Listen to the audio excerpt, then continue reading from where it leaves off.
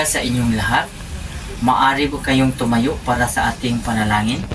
Okay, Miss Diana, maari mo bang pangunahan ang ating panalangin?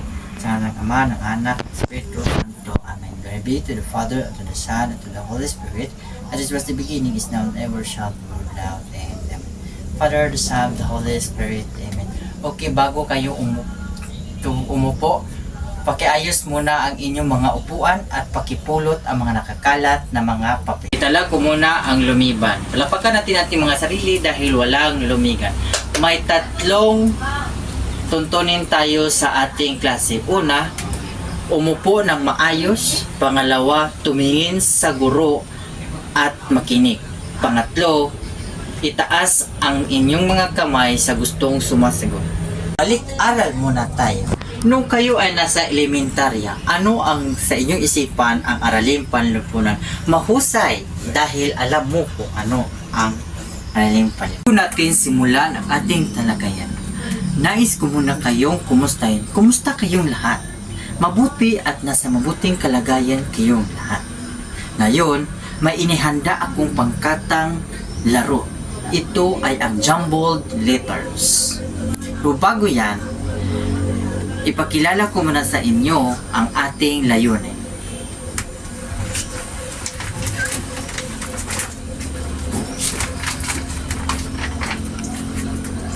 Una, pagkatapos ng talakayan, 85% ng mga mag-aaral ay inaasahang A.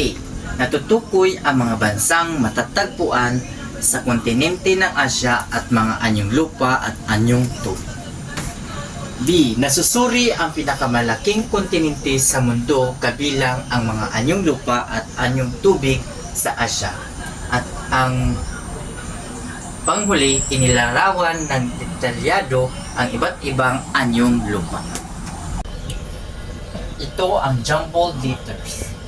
Ngayon, ang hanay 1 ay pangkat 1, hanay 2 pangkat 2, at hanay 3 ay pangkat 3, at hanay 4 ay pangkat 1. Sasagutin niyo lamang ito sa loob ng 2 minuto.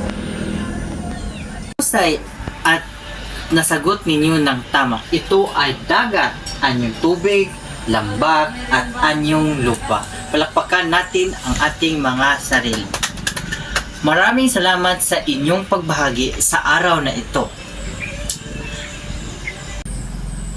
Tatalakayin natin ang bagong aralin sa araw na ito. Gusto ko kilalanin niyo ang mapa. Ang talakayan natin ngayon ay tungkol sa katangiang pisikal ng Asya. Sa hilaga, nasasakop ng Asya ang teritoryo mula paraan ng kabundukang Ural hanggang sa baybayin ng karagatang Arctic tuloy-tuloy sa Kipot Bering. Mga anyong lupa. Ito ang mga halimbawa sa mga anyong lupa. Ang mga anyong lupa sa kontinente ng Asya tulad ng bundok, talampas, kapatagan, lambak, desierto, kapuluan, at tangway. Ang bundok Everest ang pinakataas na bundok sa buong mundo na nasa kabundukan ng Himalaya. Ang larawang ito ang Mount Everest, ang pinakatanyag at mataas na bundok sa buong mundo. Ang Mount Fuji naman ang pinakatanyag na bundok sa Japan.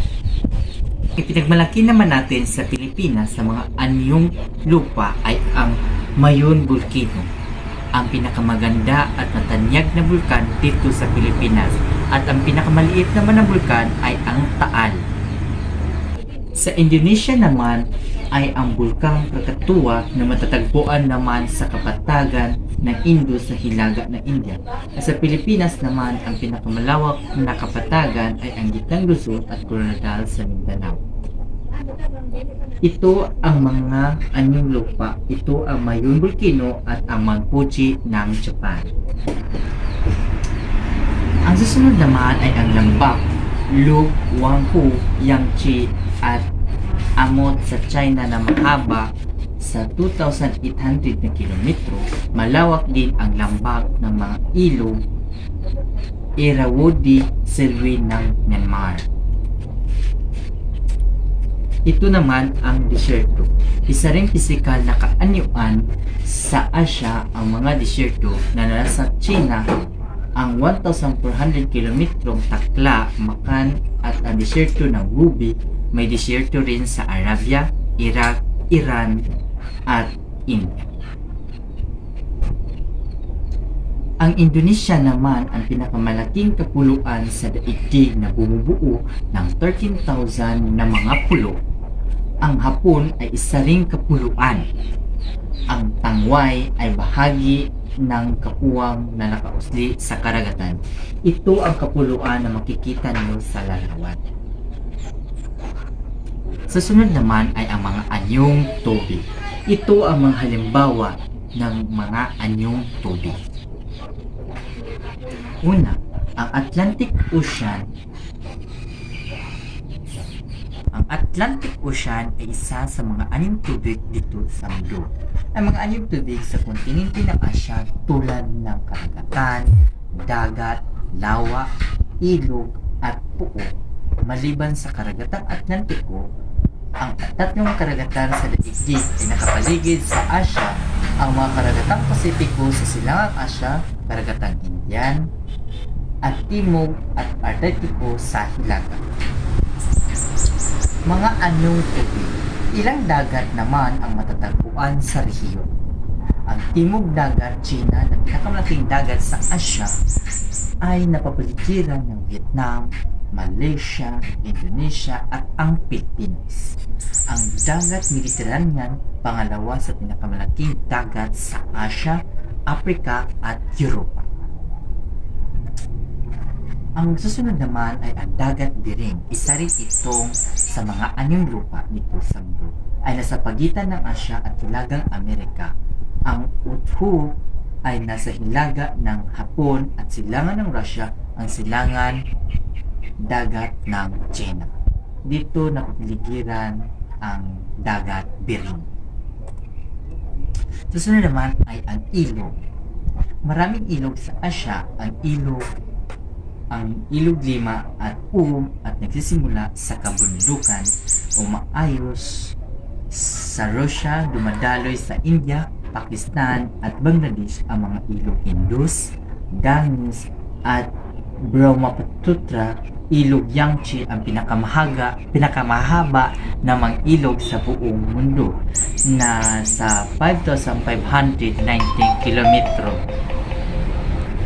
Mga anyong tubig naman sa Pilipinas ay ang sa Cagayan na nasa Luzon ang pinakamalaki.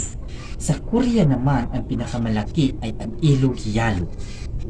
Ang ilog naman sa Kanlurang Asya ay ang Tigris, Euphrates at Jordan.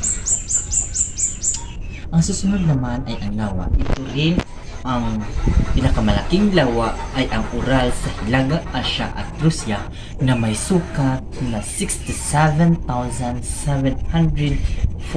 kilometrong kwadrado. Ang lawa sa gitnang Asya ay ang Bangladesh at ang Balkis sa Pilipinas naman ay ang Lawa de Bay ay malaking anyong tubig tabak. At doon nagtatapos ang ating diskusyon. Ngayon, may gagawin tayong pangkatang gawain. Ito ay hanay A at hanay B. Itapat nyo lamang ang hanay A sa hanay B. Ang pangkatang gawain ay same lamang kanina sa inyong mga pangkat. Ang hanay 1 ay pangkat 1, hanay 2, pangkat 2, hanay 3, pangkat 3, at hanay 4 ay pangkat 4. Ito ay gagawin nyo lamang sa 4 na minuto at gumawa rin kayo ng reflection paper tungkol sa mga anyong tubig at anyong lupa. Mahusay at lahat ng inyong sagot ay tama. Palakpakan ninyo ang inyong mga sarili. Mga katanungan ko, alam mo ba kung ano ang kontinente, Miss Johanna?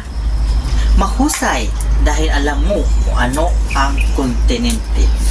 Ano ang pinakamataas na bundok sa buong mundo? Yes, Mr. Lahinaw. Very good. Ang iyong sagot ay tama. Ilalarawan ang mga katangian pisikal ng Asya, ang anyong tubig at anyong lupa.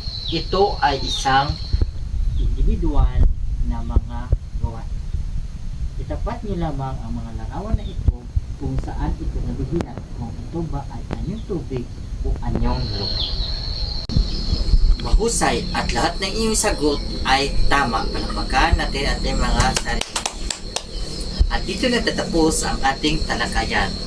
Muli, magandang hapon at maligayang araw.